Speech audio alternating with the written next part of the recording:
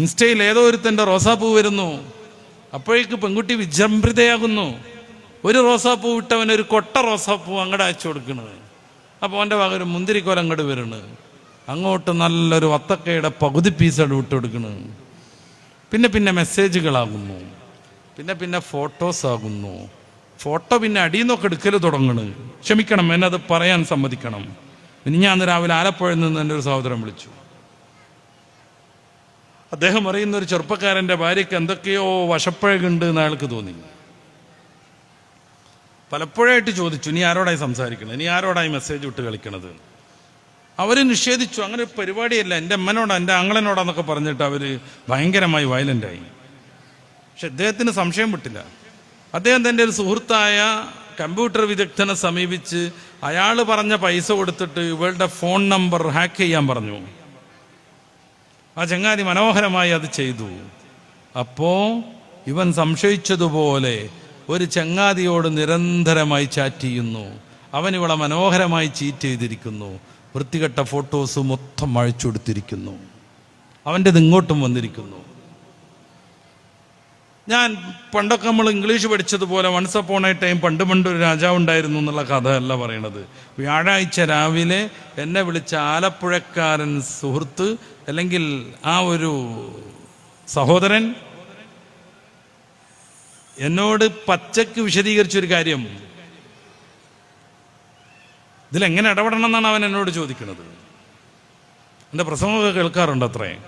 അപ്പോൾ എന്നോട് ചോദിച്ചാൽ എന്തോ ഒരു ഗുണം കിട്ടുന്ന അയാൾക്ക് തെറ്റിദ്ധരാനുണ്ടാവും. കഥ കഴിഞ്ഞില്ല. ഈ ഹാക്കർക്ക് തോന്നി എന്നാൽ ഇവളോട് കളിച്ചുകൊണ്ടിരിക്കുന്ന ചെങ്ങാതിൻ്റെ ഫോണൊന്ന് ഹാക്ക് ചെയ്യണം. പൈസ ഒന്നും ഇല്ലാതെ അവനത് ഹാക്ക് ചെയ്തു. എൻ്റെ പ്രിയപ്പെട്ട സഹോദരന്മാരെ സഹോദരിമാരെ മനസ്സിലാക്കണം, 100 ചില്ലാനം പെണ്ണുങ്ങളുടെ ഇതേപോലെയുള്ള വൃത്തികെട്ട ഫോട്ടോസും ചാറ്റിങ്ങും ചീറ്റിങ്ങും നിറഞ്ഞു നിൽക്കുന്നു അവൻ്റെ ഫോണിൽ. അവൻ്റെ സുഹൃത്തുക്കൾക്ക് അവൻ ഷെയർ ചെയ്തിരിക്കുന്നു. പലർക്കും ഒന്നുകൂടെ കിട്ടിയടാന്നും പറഞ്ഞിട്ട് അവൻ മെസ്സേജ് വിട്ടിരിക്കുന്നു.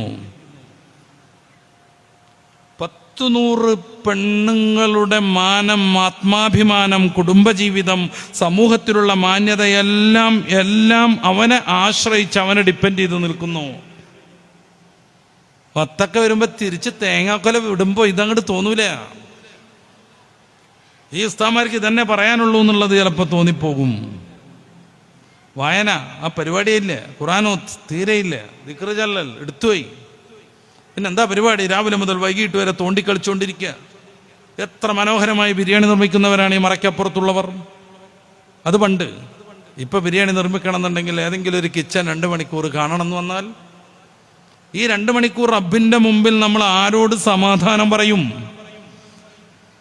കേരളത്തിലെ യുവാക്കൾ 4 മണിക്കൂറോളം സോഷ്യൽ മീഡിയയിൽ ചെലവഴിക്കുന്നു എന്നാണ് ബാംഗ്ലൂർ യൂണിവേഴ്സിറ്റിയുടെ പഠന റിപ്പോർട്ട്. 4 മണിക്കൂർ ജീവിതത്തിൽ നിന്ന് 4 മണിക്കൂർ, 24 മണിക്കൂറിൽ 4 മണിക്കൂർ ഫോണിന്. നമ്മുടെ ജീവിതം എത്ര ശുഷ്കായി പോകും?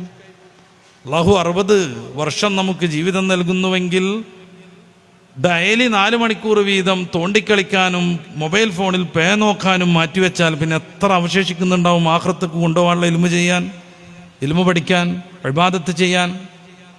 മസ്കറ്റിലെ കാബൂസ് യൂണിവേഴ്സിറ്റി ഒരു പഠനം നടത്തി. അവർ പറയുന്ന ഒട്ടുമിക്ക കുടുംബ വിച്ഛേദങ്ങളുടെയും കാരണം ഭാര്യയും ഭർത്താവും ഉമ്മയും മക്കളും തെറ്റിപ്പോകുന്നതിൻ്റെ കാരണം മൊബൈലാണെന്നാണ്. പരസ്പരം സംസാരിക്കാൻ ഒഴിവില്ലേ? മകനോടും മകളോടൊപ്പം ഇരുന്ന് ഒന്നിച്ച് ഭക്ഷണം കഴിക്കാൻ മാതാവിനും പിതാവിനും ഒഴിവില്ലേ? നേരത്തെ നിസ്കരിച്ച് ഹദ്ദാദൊക്കെ കഴിഞ്ഞ് ഉപ്പ വീട്ടിലേക്ക് എത്തും. മൂപ്പര് ഫോൺ എടുത്തിട്ട് മൂപ്പർക്ക് വരുന്നിടത്ത് കൂടും. ഇയാൾ വന്നതുപോലും അറിയാതെ ഉമ്മാന്റെ ഫോണിലായിരിക്കും. മക്കളൊക്കെ ഓരോരുത്തരുടെ ഫോണിലുമായിരിക്കും. നെറ്റുള്ള ഇത്തരം സംവിധാനങ്ങൾ ഉപയോഗപ്പെടുത്തുന്നുവെങ്കിൽ എല്ലാവർക്കും കാണാവുന്ന കോമൺ റൂമിലും ഹാളിലും വെച്ച് മാത്രമാക്കാൻ നമുക്ക് സാധിക്കുന്നെങ്കിൽ എൻ്റെ പ്രിയപ്പെട്ടവരെ, ഇപ്പോൾ പറഞ്ഞുകൊണ്ടിരിക്കുന്ന അനർത്ഥങ്ങളുടെ പകുതി ഒരു കൊല്ലം കൊണ്ടില്ലാതെയാകും.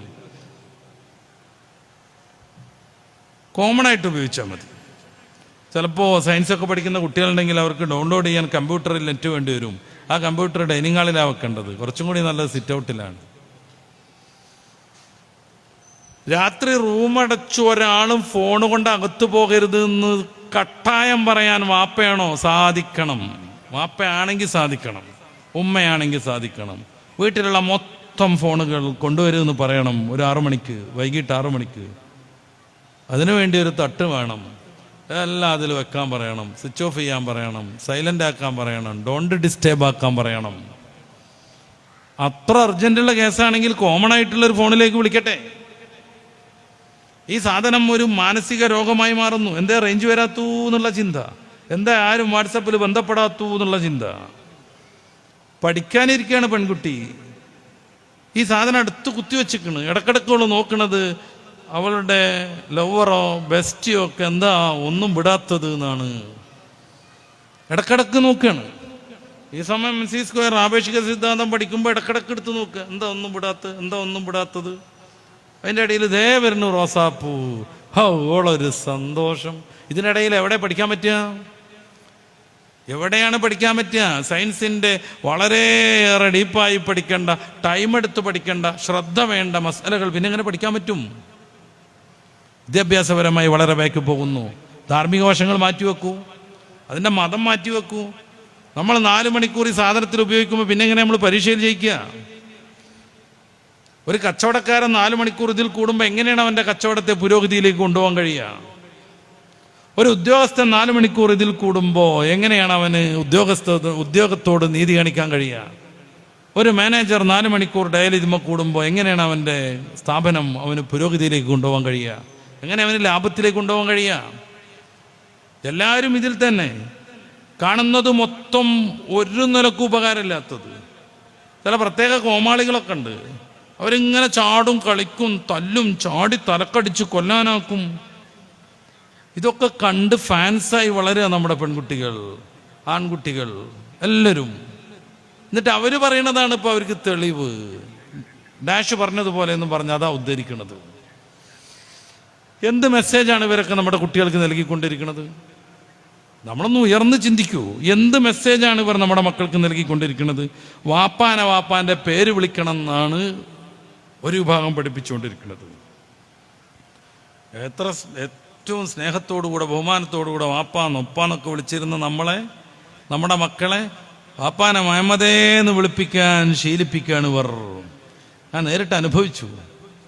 ഒരു വല്യപ്പനെ ചെറിയൊരു പെൺകുട്ടി, വളരെ ചെറിയ പെൺകുട്ടി, കഷ്ടിച്ച് 2 വയസ്സ് 3 വയസ്സുള്ള ഒരു പെൺകുട്ടി ഇവിടെ വാട ഷെയ്ത്താനെ എന്ന് വിളിക്കുന്നത് ഞാൻ നേരിട്ട് കേട്ടു. ഒരു വല്യപ്പനെ യാദർച്ഛികമായിട്ട് കേട്ടുപോയത്. ഞാൻ കേട്ടപ്പോൾ അയാൾക്ക് വല്ലാത്തൊരു ജാള്യം, വല്ലാത്തൊരു വിഷമം. അദ്ദേഹത്തെ വിഷമിക്കരുത് കരുതിയിട്ട് ഞാനത് കേൾക്കാത്തതുപോലെ അങ്ങോട്ട് നടന്നുപോയി. 3 വയസ്സുള്ള പെൺകുട്ടിക്ക് എങ്ങനെ വല്യപ്പാനെ ഇവിടെ വാട ഷെയ്ത്താനെ എന്ന് വിളിക്കാൻ പറ്റുക? അവിടെ തിരിഞ്ഞു കളിക്കലടാ മൊയന്തേന്ന് എങ്ങനെ പറയാൻ പറ്റുക? ഇതാണ് വിളിച്ച് കേൾക്കുന്നത്. വാപ്പാനെ നേരെ ടൈറ്റ് പേരോ വിളിക്കണം. ഉമ്മാനെ പറ്റിച്ച് വാപ്പാന്റെ കള്ളപ്പുതിയണ്ണിനോട് സോപ്പടിച്ച് നിൽക്കാൻ മോനെ ഉപയോഗപ്പെടുത്തുക. കള്ളപ്പുതിയണ്ണിന്റെ ബർത്ത്ഡേക്ക് കേക്ക് വാങ്ങാൻ സ്വന്തം മോനെ കൊണ്ടുപോവുക, അവൻ സെലക്ട് ചെയ്ത കേക്ക് മേടിക്കുക. ഇതൊക്കെ സമൂഹത്തിന് നൽകുന്ന മെസ്സേജ് എന്താണ്?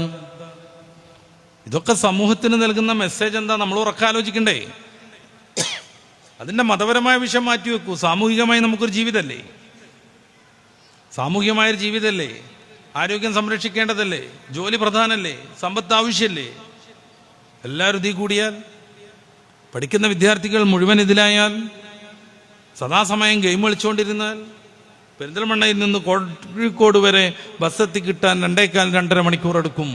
പലപ്പോഴും ആ ബസ്സിൽ കയറുന്നയാളാണ് ഞാൻ. തൊട്ടടുത്തുള്ള സീറ്റിൽ വന്നിട്ടൊക്കെ കോഴിക്കോട് എത്തോളം ഗെയിം കളിച്ചുകൊണ്ടിരിക്കുന്ന ചെറുപ്പക്കാരെ കാണും, സങ്കടം തോന്നും.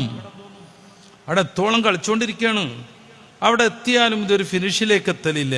അങ്ങനത്തെ ചില ഗെയിമുകളുണ്ട്, കളിച്ചുകൊണ്ടിരിക്കുമ്പോൾ തന്നെ അത് സ്വയം തന്നെ അപ്ഡേറ്റ് ചെയ്തുകൊണ്ടിരിക്കും, ഒരിക്കലും ഫിനിഷിലെത്തൂല. ഒരു ലക്ഷ്യമില്ലാതെ നമ്മൾ പൊട്ടിച്ചുകൊണ്ടിരിക്കുന്നു. ഒരു ലക്ഷ്യമല്ല, പൊട്ടിച്ചുകൊണ്ടിരിക്കണ്. അപ്പൊ ഒന്നിച്ച് വീണ് ഭൂം എന്ന് പറഞ്ഞ് വീണ്, പിന്നെ ക്രാക്ക് എന്ന് പറഞ്ഞ് ഒന്നിച്ച് വീണ്, ഇങ്ങനെ മൊത്തം പൊട്ടിച്ചാടിയാലും അതൊരു എൻഡിലേക്ക് എത്തൂല.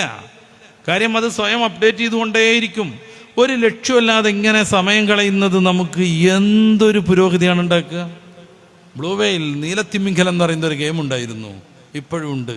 അത് കാരണം 1700 ചില്ലാനം കുട്ടികൾ മരണപ്പെട്ടത് ആത്മഹത്യ ചെയ്തത് റിപ്പോർട്ട് ചെയ്യപ്പെട്ടിട്ടുണ്ട്. നമ്മുടെ കൊച്ചിയിൽ പോലും ഒരു കുട്ടി ബ്ലൂ വെയിൽ കളിച്ചിട്ട് ആത്മഹത്യ ചെയ്തിട്ടുണ്ട്. അതിൻ്റെ മതപരമായ വിഷയങ്ങൾ നമുക്കൊക്കെ അറിയണതാണ്. തൽക്കാലം മതം അങ്ങനെ സ്വീകരിക്കാൻ തൽക്കാലം നിങ്ങൾ മുതിരേണ്ട, മതം അവിടെ നിൽക്കട്ടെ. ഇതിൻ്റെ സാമൂഹികമായ വശങ്ങളും വിദ്യാഭ്യാസപരമായ പ്രശ്നങ്ങളും ഒന്ന് ആലോചിച്ച് നോക്കൂ. നമ്മൾ ഇറങ്ങിപ്പോണത് മാതാവിനെയും പിതാവിനെയും ഭത്സിച്ചുകൊണ്ട് സ്വന്തം ജീവിതം കരിപ്പിടിപ്പിക്കാൻ വൃത്തികേട് ചെയ്തുകൊണ്ടിരിക്കുന്നത്.